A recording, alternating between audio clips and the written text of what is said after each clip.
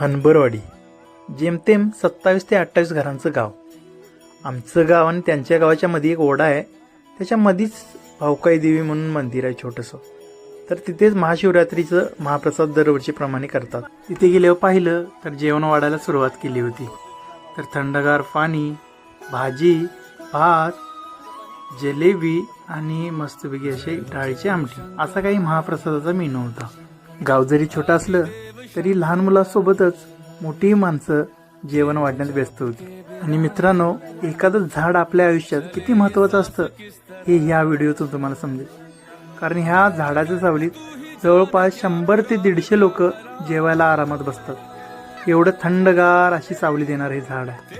महाप्रसाद आणि तोही एका झाडाच्या सावलीत बसून जेवणे, ह्यापेक्षा दुसरं सुख काही असू शकत नाही यार.